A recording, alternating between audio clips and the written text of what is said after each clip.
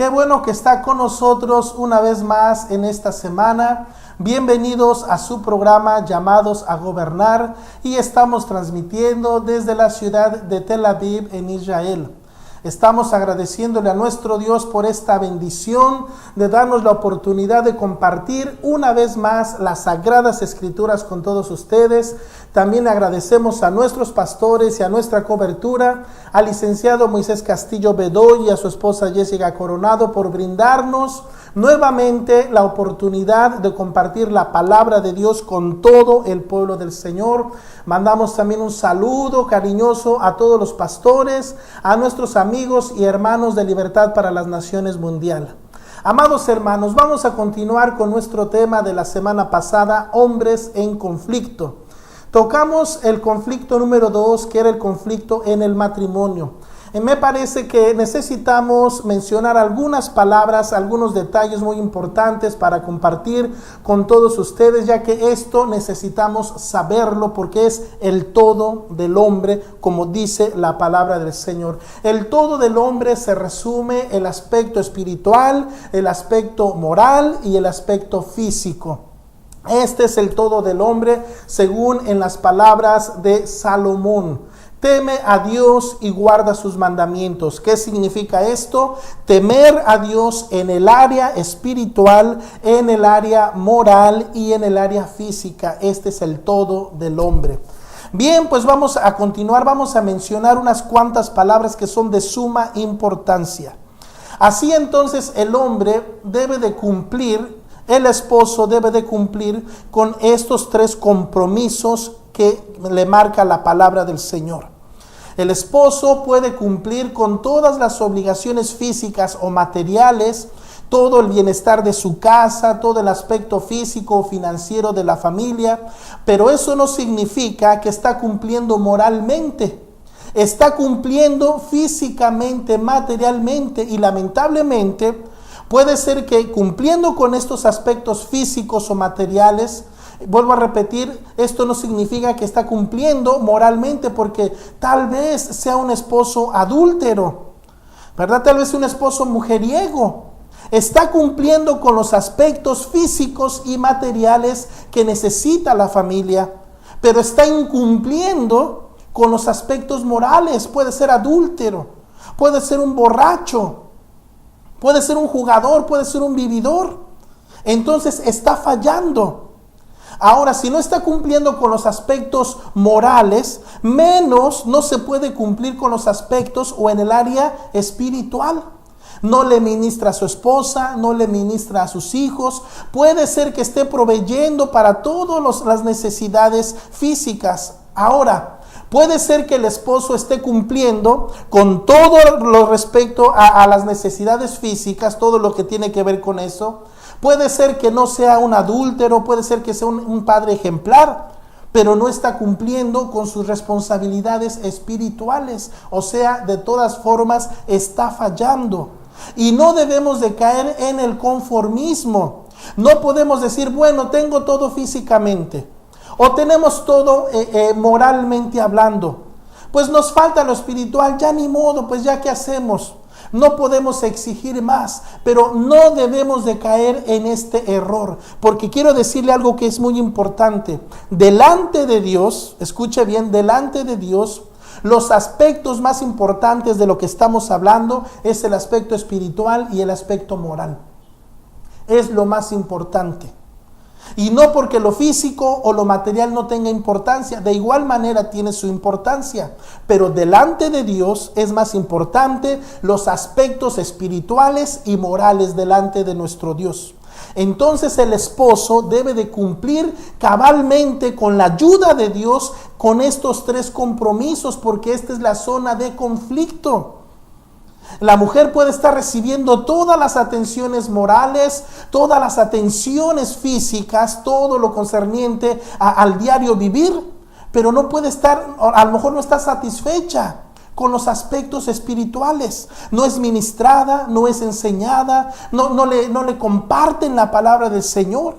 Entonces ahí hay un problema y se convierte en una zona de conflicto. Escuche bien, ninguna persona, ninguna otra persona, llámese como se llame, ninguna otra persona tiene la responsabilidad de suplir las necesidades espirituales que no sean de su esposa.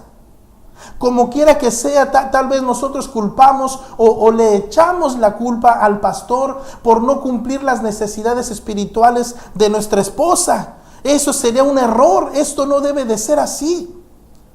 Cualquier persona, en este caso cualquier hombre, cualquier esposo, es absolutamente responsable de suplir las necesidades espirituales de su esposa. Nadie puede suplir las necesidades espirituales de su esposa. Esta es una responsabilidad del esposo. No culpen a los pastores. Escuchen bien, amados hermanos.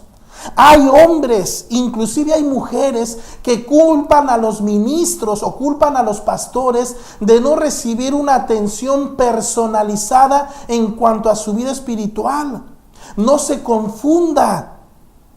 El responsable de suplir todas sus necesidades espirituales en el matrimonio es responsabilidad del esposo. Escuche bien, esposa, es la responsabilidad de su esposa. No debe de exigirle a su pastor, debe de exigirle a su esposo, porque él es el responsable delante de Dios.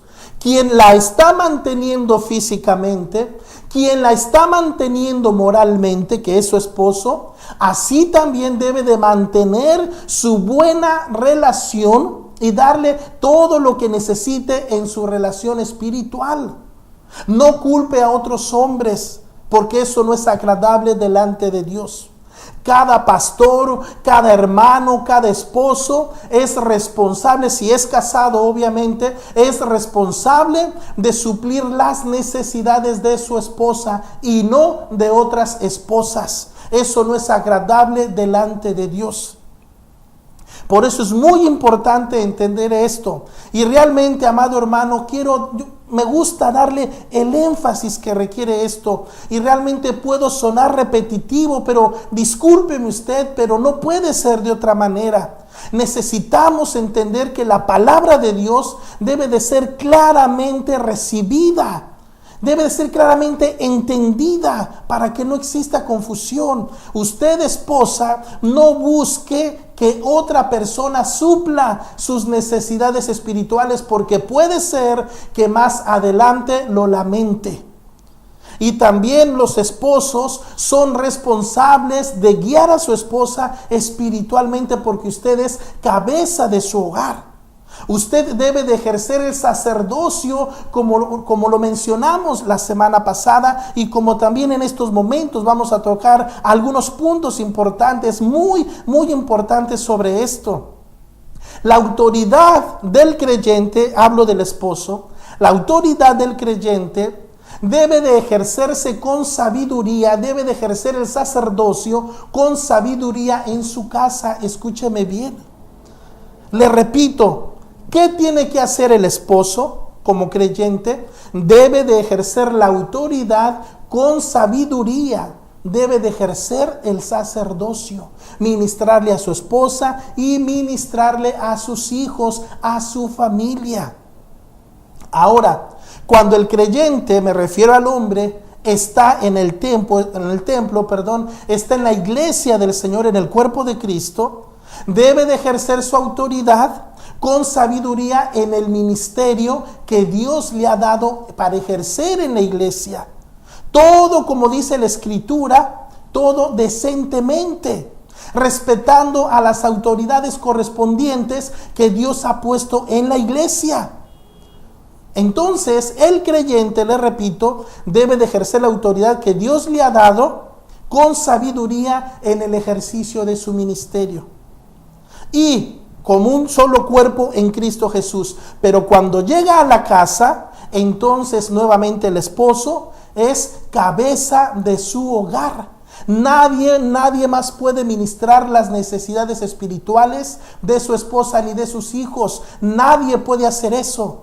Eso es obligación, derecho, privilegio, responsabilidad del esposo dentro de su hogar y de su familia. Si nosotros no respetamos este orden, vamos a cometer muchos errores. Por eso, le repito nuevamente, la mujer, la esposa, debe de buscar la dirección espiritual en su esposo y no en ningún otro hombre, porque puede cometer graves errores. Esto es muy importante. Ahora, la autoridad, amados hermanos, esto es muy importante. Vamos a aprender juntos en el nombre del Señor. La autoridad nunca debe de estar sola. Nunca debe de ejercer sola, siempre debe de estar acompañada de la sabiduría. Si la autoridad que Dios nos ha dado la estamos ejerciendo sin sabiduría, eso se va a convertir tarde o temprano, se va a convertir en autoritarismo. Y el autoritarismo está prohibido en la iglesia, en la palabra de Dios, está prohibido en la palabra de Dios. La Biblia dice claramente que nos ha dado autoridad. Nunca nos ha dicho que ejerzamos autoritarismo, sino autoridad. Por eso, si usted está ejerciendo autoridad en una área, que en este caso es su matrimonio, y en su debido orden lo ejerce también en la iglesia del Señor, debe de hacerlo con sabiduría para no caer en el autoritarismo. Ahora bien, la sabiduría tampoco se debe de ejercer sola y debe de estar acompañada de la autoridad. Porque ejercer la sabiduría sin la autoridad de Dios, escuche, tarde o temprano nos dice en el libro de Proverbios, se va a caer en la manipulación. Y la manipulación y la sabiduría son cosas distintas. Hay hombres que están manipulando a su familia. Puede haber también líderes en la iglesia que estén manipulando a la iglesia, creyendo que están ejerciendo la sabiduría de Dios, pero pueden estar equivocados. Por eso aprenda lo que dice el libro de Proverbios. La autoridad se ejerce con la sabiduría, debe de ir junto, para que nunca deje de ser autoridad de Dios. Y si usted no está ejerciendo la sabiduría acompañada de la autoridad, usted puede caer fácilmente en la manipulación. Por eso es muy importante que nosotros entendamos estos conceptos. Y por eso se cae en la zona de conflicto, precisamente por eso. Nuestro Dios es bueno, grande en misericordia y nos da todas estas instrucciones en su palabra.